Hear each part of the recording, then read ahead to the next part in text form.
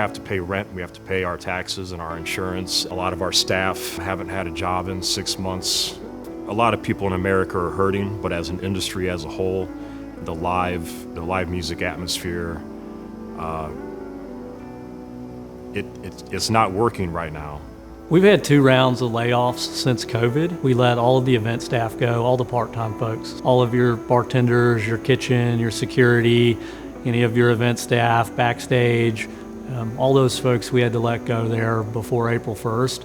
And then we had a full-time team of 7. We went down to 2 in late April once we realized that the PPP program, the CARES Act, didn't address businesses like ours. We were unable to keep people on payroll. So now it's 2 people and me compared to, I think it was 58 people March 1st. You know, we had to completely shut down. So it affected everyone from the bartenders and kitchen crew to the door people to the audio engineers and everyone's, the bands, everyone's just out of work. Yeah, it went from 100 miles an hour to 0. Before COVID, on a weekend, we would have had 350 people in here. 2 shows, Friday and Saturday night. We are lucky enough to be open at half capacity. Technically, we can't even really get to half capacity when we do the social distancing, so we're more at like 40%. And, sold out with that is very hard to do. But when we do it on a weekend, typically, we're looking at about 130 people. Before the pandemic hit, it was one of my personal pride points that we did 400 shows a year. During the pandemic, we had everything shut down and we were restreaming, we were replaying some old content, some previously recorded shows. We were doing some closed broadcasts with just the band on the stage, but the entire time this place was empty. Not just the Station Inn, but also just the entire city, the whole Gulch neighborhood. We're surrounded by hotels on all sides and all the lights are shut off and there's no cars and there's no nothing. So we went from 400 shows a year being packed out every single night, to just the livelihood of people being here and the energy of everybody tuned in to the music at the same time. I'm getting goosebumps. To nothing, just one of us here pressing play on a computer. The thing I'm looking the most forward to is watching live music in a room that I'm passionate about again. It's something that until this all happened, I've done it for 2 decades now, and it's really the only job I've ever had.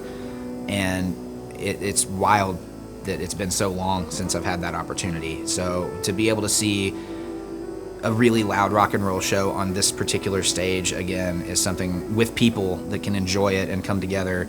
That's what it's all about. It's all about community and engagement and that experience that you can't replicate by anything else. And that I miss that the most. These small independent venues in Nashville are like the basis of the musical ecosystem, not just in Nashville, but nationwide, I'd say worldwide. I see so many artists who move to town green, just kind of, they've moved from their small pond, they get here to the bigger sea, and it's like a sink or swim sort of thing. They look around, see all these other amazing, talented musicians, and they just blossom, get better and better and better. Next thing you know, you see them on the late night shows on Austin City Limits. It has to start somewhere, just like everything. You gotta start at your friend's garage, till you finally get a recording and you pitch it to me or Bruce over at the end, and you finally get your first show. I remember, I think my first show in Nashville was over at the End or Cafe Coco.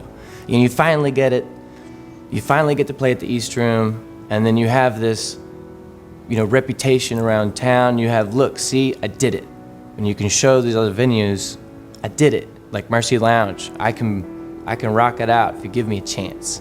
That's one of my favorite things about what we do is just hearing new bands and getting turned on to bands that otherwise I never would have heard of. I've seen some of the best shows here with bands that 99% of the public has never even heard of, but it doesn't take away from the talent and the passion that these guys are presenting. I think Nashville without small venues would be, pretty one-sided as far as like the entire breadth of the music that comes out of Nashville. A lot of people think of Nashville, you think of country music and Music Row and things like that, and that is a very important staple of why Nashville even is what it is. But there's so much more happening that influences so many different parts of, I feel like, the overall community in Nashville that some people don't think about. Like, the most of the times, most of the people that you're going to go see in any venue are not going to be country artists. So, it's like most of these venues that we're talking about really do help out the thing that's not the mainstream, big, huge push artists. And it's like helping everybody else up, trying to, take a step up. I think the venues in Nashville are the heart and soul of the city. People don't arrive in Nashville as a star. They grow their careers here. We have a community of people in the music business who take care of each other, who support each other, who raise each other up.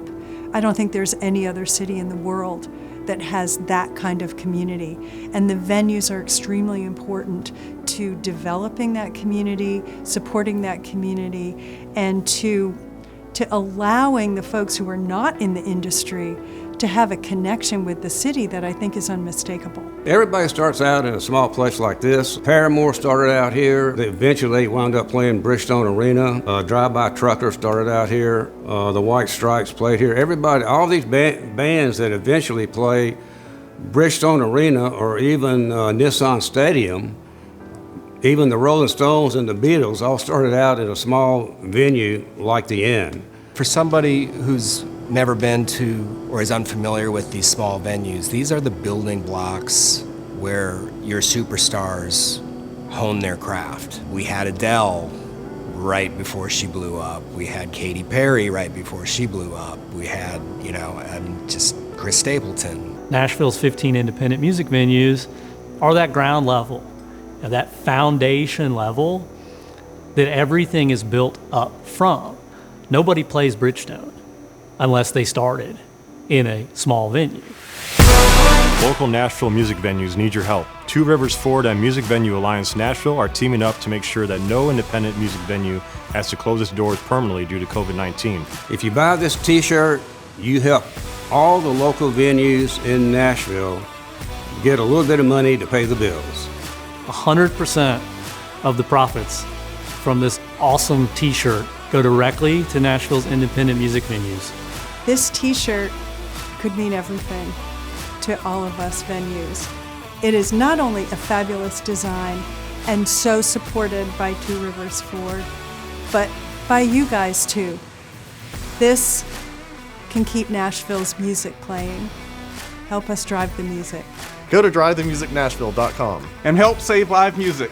This is the shirt that drives the music. Get it now. Let's go. Support local music by purchasing this t-shirt at drivethemusicnashville.com.